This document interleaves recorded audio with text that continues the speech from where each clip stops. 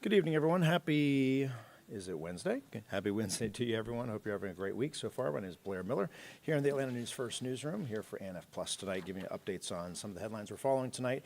We'll also give you an update on the forecast out there. I know it's been just a beautiful day. Some people say how hot it is this afternoon. Been kind of perfect, with those nice mornings and then warming up into the afternoon. So we'll touch base with your meteorologist Patrick Pete here shortly and get an update on what you can expect because we're talking about a slight cool down coming. So much going on this weekend as we get closer to many of those fall activities and Halloween next week. But first, some breaking news that's coming in off the campaign trail right now. I want to take you to a live picture and take you out to where former President Donald Trump, back in battleground Georgia, and he is back here with less than 2 weeks until Election Day. This is a live look at the stage at Gas South Arena in Duluth, where the former president just showed up here in the last few minutes before we came here streaming with you. But the venue's fully packed with supporters of the former president. Let's go and listen in here for a second. Gonna bring it back very quickly. Our country is being destroyed and crippled by Kamala Harris, a person that got no votes. Therefore, she's a threat to democracy. But together we're going to fix our nation, and we're going to fix our nation fast. With your support on November 5th, America will be bigger, better, bolder, richer, safer, and stronger than ever before. That is former President Donald Trump on the stage right now, Gas South Arena in Duluth, taking the stage there, getting into his speech, and we'll be listening into it for you as well. We're also streaming his speech right now on our secondary channel for you as well. But this is, we talk about the focus in Georgia. This is his second rally here in Georgia just today. He also spoke at a faith-based town hall event in Pike County earlier this afternoon, and Atlanta News First reporter Abby Kasouris was there. This church, the venue for this rally, people filling the seats here, and some people standing for hours right where I am now. Zebulon is a small rural town in Pike County. Former President Donald Trump hoping to appeal to evangelical voters. Driving to Zebulon, you pass through Trump country. 85% of voters in Pike County voted for Trump in 2020. I hope he gets elected again. Ken Martin and Marty Reese say they will again. He knows how to do business. That's what we need, a good businessman. And my wallet's really feeling the high prices of everything. The crowd cheering as Trump addressed the way he'd handle inflation. We're going to drill, baby, drill, and that's going to bring everything down, okay? That's going to bring everything down because Georgia Democrats back Vice President Kamala Harris's fiscal plan. They say Trump's plan to repeal the Affordable Care Act and cut Medicare would raise taxes for middle-class families by nearly $4,000 a year.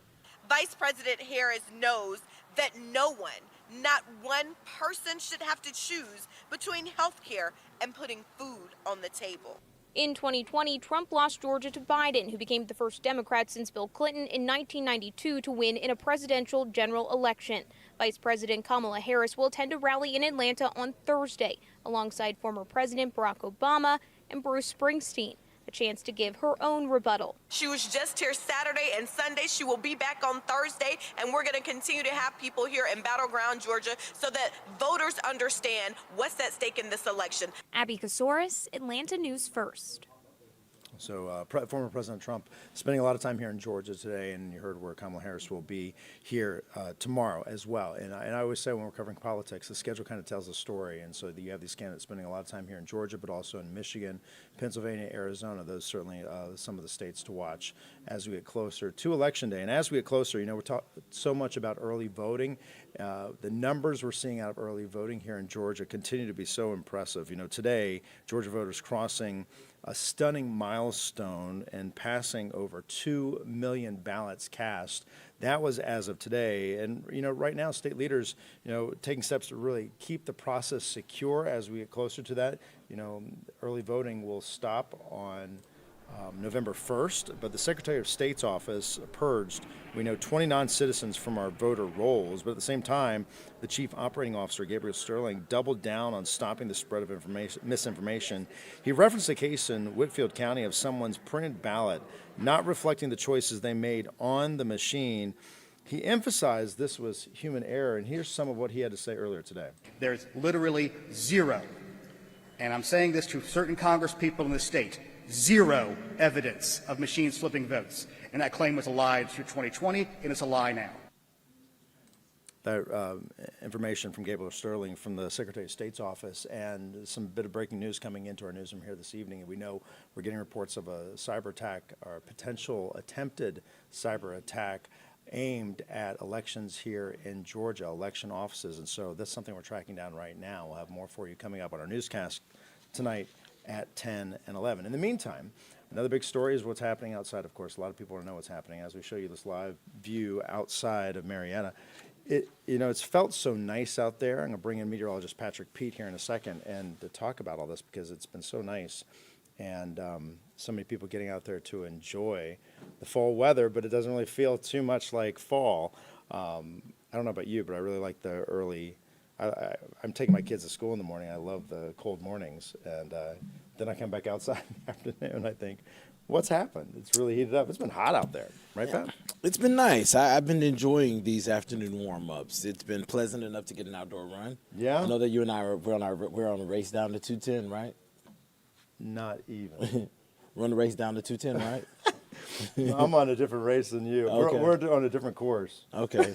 So, I apologize. Listen, I thought we were running in the same funny. race. Good evening, everybody. How y'all doing? I hope y'all are having a fantastic evening. It's nice whenever the weather is quiet and we can all just laugh about it. I hope this week has been good to you. If it's not, then let's try to do what we can to switch it up a little bit. Let's try to change up the narrative so that we can enjoy what is actually a fantastic forecast. Good evening to you, Kathleen and Alex, joining us from East Point.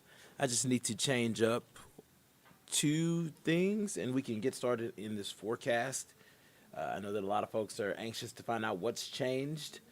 We've been talking about things being so dry. We've had actually no measurable rainfall at Hartsville-Jackson this month. We have never had an entire month where there was no recorded rainfall at Hartsville-Jackson. I think the closest we were was October 1963, where we picked up a trace. And then after that, I think it was August 1925, where we picked up 0.02 of an inch. That tied also like an October from 1880 something, and then there was an 1890 something year too, where we picked up about 0.04 of an inch. Needless to say, October is typically our driest month, so when that happens, it's not atypical, but it is for us to be this dry. There is a low-end chance for rain down the pipeline. We'll get into that. Gorgeous outside right now, 72 degrees, nice breeze, roughly 5 miles per hour or so.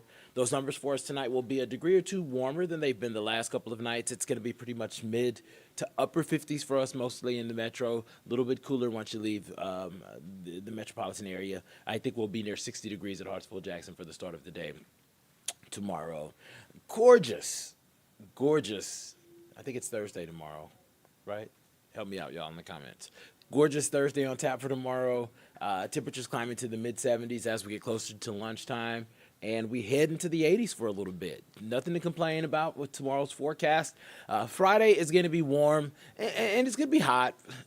It depends on what's your vibe. You know, like if you think that 60 is like perfect, then 80 is going to be hot to you. If you think that 60 is cool, chilly, then 80 is probably going to be like, oh, hey, it's good. I like 82, 83 degrees. That's a great summer. That's a great day for me, a great sunny day. We should be at 82, and that's the record. 82 is the record, sorry. So we're going to be above that. So that's why we're having this big conversation about it being near record temperatures, but it's not going to be uncomfortable. Even heading into Saturday, we're pretty much looking at a similar setup. The forecast is 84. The record is 85. We should be at about 72, so well above average, but I don't think many people are complaining about it. But let me know in the comments if you really have an issue with these 80s and you want me to bring the 70s back. But I think that it's pretty much a win, right? Rain chance pretty low. through the 7-day forecast. We're all watching a time period between Sunday and Monday. There's a cold front that's going to slide down into the region. And with any cold front, you get a little bit of instability there, but it's looking very limited as far as rain is concerned. So I wouldn't cancel any of my plans for this rain chance. Here's what it looks like. A dry Saturday, gorgeous skies out there, mainly sunny skies. As we head into Sunday, we'll see this little shortwave move through the region, a spotty shower possible as that happens. But there's a lot of dry time there. Everybody's not going to get the rain. I wouldn't cancel. Don't change anything for this rain. This is not a first alert. This is just a couple sprinkles. I feel like I have to make sure that I reiterate that because, rain chance, everybody's like, what do we need to do? We don't need to do anything. It's okay. It's a little bit of moisture. We could use a little bit of moisture. It's not going to be an all day. It's going to be real spotty. All in all, I think this forecast is okay. We do trend cooler because of that cold front. We dip into the mid-70s by Sunday, and even cooler as we head into Monday afternoon, only topping out in the upper 60s.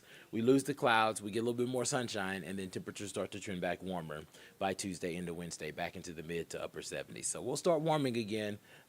Things are looking great for us. This is not a bad forecast. And even once we extend it to the tropics, there's no area that we're watching for imminent development. And even over the course of the next week, there's nothing that's super promising. If you're a person who's a bit of a weather nerd and you live kind of like on the conspiracy side of the internet when it comes to weather, there is one model that is trying to produce something the middle, I think it's like November 5th, 6th, 7th in the Gulf. Let's not get stressed out over one model, especially the model that it is. It's not the best with tropical stuff, but we're keeping our eyes on it. That'll be part of the conversation if we start to see more guidance come into line with that. For now, let's just kind of revel in the fact that we have a gorgeous forecast at home. It's amazing. The mornings are borderline chilly. All of y'all are in line at Starbucks and Dunkin' Donuts and all the other coffee shops, especially the local coffee shops, I hope, getting your, pumpkin spice lattes that I see Blair coming in here with every day. Someone actually had some pumpkin spice treats. I'm not really a pumpkin dude. I'm a sweet potato pie type. I'm from Louisiana, from the South. That's my whole vibe. But this is a good way for you guys to actually get engaged. I know some viewers are watching us at home, and y'all are wondering why am I still talking. But I want to actually have a moment with you at home and the folks that are on YouTube. Drop down in the comments and tell me sweet potato or pumpkin. Like, what's your pie? Do you go for the sweet potato or do you go for the pumpkin? There's another whole conversation that we're going to have about pecan tomorrow because it's pecan, right? Like pecan. Y'all have a good day.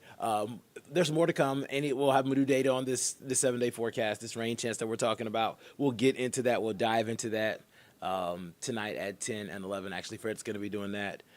But then we're also going to be covering a lot of the news of the day. Obviously, former President Trump has made 2 stops here today, I believe. Yes. And Vice President Kamala Harris will be here tomorrow. So we're covering what happened today. We're also going to be covering what happened tomorrow, so you can get all of that. We're not going to tell you what to think of it, but we're going to give it to you how it is, and then you do what you need with that information, kind of like I do with the weather forecast, right? All right. So y'all have a fantastic Wednesday. I'm sorry. I'm a little hungry, and when I'm hungry, I start to talk real fast and ramble and stuff like that. I always say that I'm going to keep you for a good time, not a long time, so I'm not going to change that up tonight. I'm going to leave you with the 7-day forecast full view so that you can plan ahead. If I can get there. There we go. And you guys can catch us tonight at 10 and 11.